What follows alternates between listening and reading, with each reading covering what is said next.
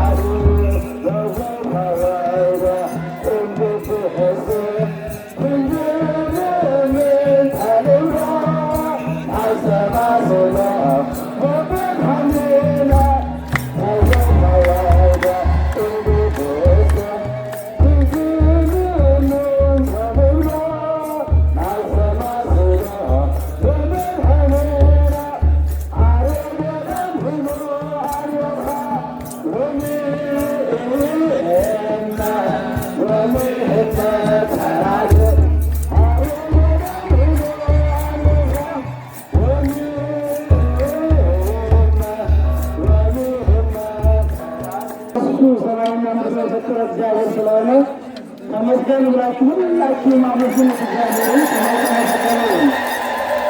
የዛሬ ዓመት ሁላችንንም አሰባስቦ በዓሉን አከበርን። በቁጥር ሳያጎል ደግሞ እንዲህ አሰባስቦ እንድናከብር ያደረገን እግዚአብሔር በዛሬ ዓመት ከቁጥር ሳያጎል ሁላችንንም በጤና ሰብስቦ እንዲህ ባለ ጥምቀትን አክብረን ደስ ብሎ እንዲያደርገን አምላከ ቅዱስ ጊዮርጊስን በደንብ አመስግኑት። ምስጋና ይገባዋል።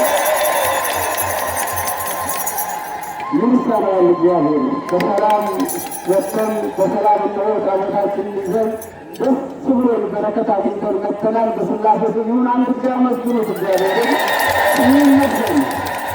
እንግዲህ ያው ብዙዎችን ትናንትም ዛሬም አድካሚ ስለሆነ አሁን ትምህርት በመስጠት አናቀድማችሁም። ታውቁታላችሁ፣ ታሪኩን ተምራችሁታል። ሰሞኑ ደግሞ አስተርእዮ ነገረ ጥምቀቱ መገለጡ በሙሉ ትምህርት ይሰጣል በየቤተ ክርስቲያኑና እንማራለን። ነገር ግን ተምረንም ስላወቅን ነው እንጂ በሰላም ስርዓት ይዘን ሁላችንም እንዲህ የመሰለ በዓል ያከበርነውና ይህንን ባህላችንን ይህንን ስርዓታችንን እግዚአብሔር ሁላችንንም እንዲያስጠብቀን ሀገራችንን ሰላም እንዲያደርግልን ፈቃዱ ይሆንልን። ሁላችንንም አምላከ ቅዱስ ጊዮርጊስ ይባርከን። በይበልጥ ደግሞ ይህንን በዓል ስናከብር ለበዓሉ ድምቀት የሆኑት ሊቃውንተ ቤተ ክርስቲያንን ከቤተ መቅደሱ ያሳጣል።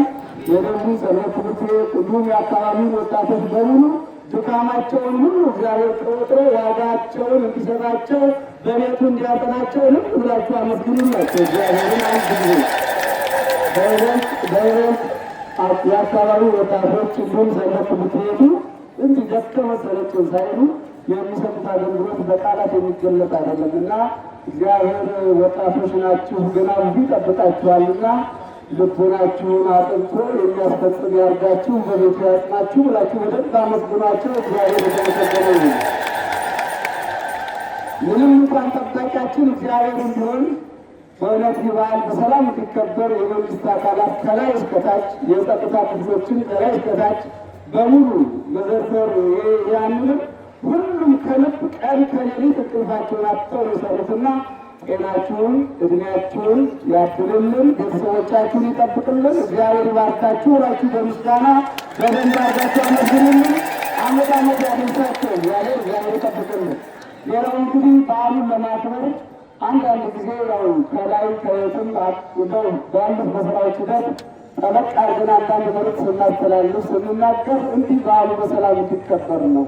መቼም በዓል ሲመጣ ኃላፊነት ያስጨንቃልና ድንገት ያስቀየምናችሁ ካላችሁ ይቅርታ። ምክንያቱም ምንድን ነው በዓሉን ለማክበር ግዴታ በእንዲህ አይነት መልኩ ለማክበር ይሄ ይሁን ይሄ ይደረግ እንላለን። አሁን ትናንቱን ስንጓዝ ቶሎ ለመድረስ እዛ አይታችሁት ከሆነ መሽቶ ነበር። እንዳይመሽ ቶሎ ለመድረስ ቶሎ ቶሎ እንሂድ ስንል አሁንም ስንመጣ እንዲሁ ስንል ድንገት እንደዋላለን አንዳንድ ቃላቶች ካሉ በእያንዳንዱ ሰው መካከል እግዚአብሔር ፊት ቆሞ ቂም ማሳደር አይገባምና ቅር ሊለን አይገባምና በረከቱን እግዚአብሔር የሚሰጠን በፍቅር ነው። ይህ የፍቅር በዓል ነው፣ የትህትና በዓል ነው፣ የመታዘዝ በዓል ነው።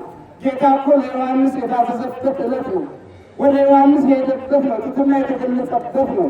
ስለዚህ ይህንን አውቀን እኛ ትህትና፣ ፍቅር፣ ሰላም ሁላችንም እንዲኖረን ትንሹ ነገር እንዳያስቆጣን መቻቻል እንዲኖረን ያስፈልጋል። በዓሉን ስናከብር ምስጢሩ ሊገባን ይገባል። ከሰማየ ሰማያት ፍቅር አገብሮት የመጣው አምላክ ምንም አይደለም ወደዚህ ያመጣው። ወደ ዮርዳኖስ የወሰደው ፍቅር ነው፣ ትህትና ነው። አምላክ ሲሆን ዮሐንስን ና ማለት ይችላል።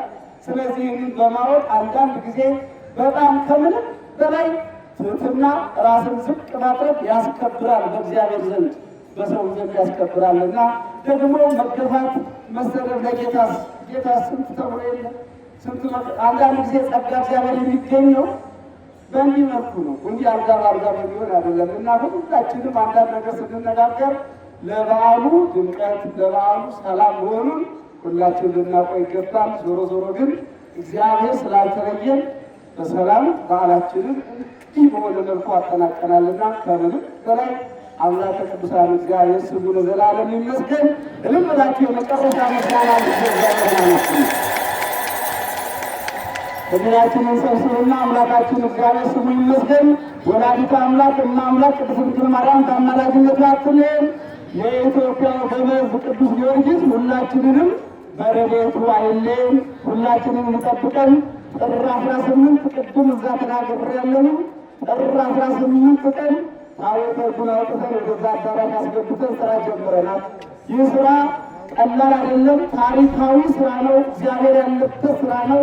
የዛሬ ሳምንት ሰኞ ምን ላይ ደረሰ ብሎ ቅዱስ ጊዮርጊስ ወጥቶ ሲጀምር መጥቶ ማየት በዓሉን ማክበር የእያንዳንዳችን የኢትዮጵያውያን በሙሉ ግዴታም ውዴታም ነውና የዛን ዕለት የቀጠረ ሰው እንዲለን በማታውን መርሐ ግብር በዋዜማውን ጭምር ልዩ የስብከተ ወንጌል መርሐ ግብሮችም አሉ። ስለዚህ በዛን ዕለት ሁላችንም ተገኝተን በዓል እንድናከብር ስራውንም ቢሆን ለኮሚቴው ብቻ አሳልፈው ሁላችንም ምን ላይ ደረሰ፣ ምን እናግዝ፣ ምን ያስፈልጋል ብለን ይህንን ስራ ልክ ታቦቱ ደስ ብሎ እንዳወጣን ደስ ብሎ እንደ አባቶቻችን ደግሞ ተባርከን በቤቱ እንድናስገባው አምላከ ቅዱስ ጊዮርጊስ ይርዳን። እስቲ እናስገባለን ብላችሁ አንድ አመስግኑ። የመጨረሻ ምስጋና ይህንን ምስጋና እግዚአብሔር ይቀበልልን። አባ ሄዳችሁ ነበር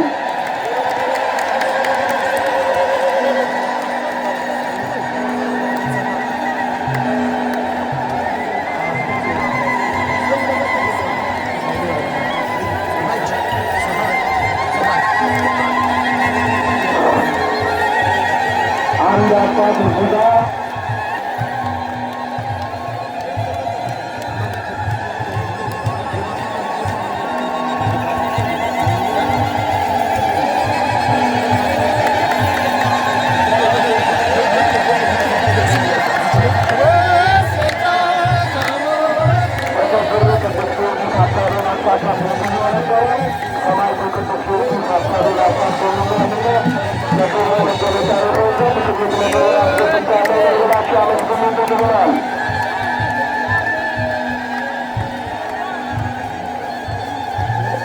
ምዕመናን ለሕንፃ እድሳቱ የታተመው በእኛ ደብር ብቻ የሚገኘው የሰማዕቱ ቅዱስ ጊዮርጊስ ስዕል በቤተ መቅደሳችን በሰዓሊ መዓላስ የተሳለው ስዕል አለ። ይህ ስዕል ለሁሉም ተደራሽ እንዲሆን ለሁሉም አገልግሎት እንዲመች አድርገን በትናንሹ 50 ብር ትልልቁን ያምን የተደረገ በደብር የሚሰጡ ነው።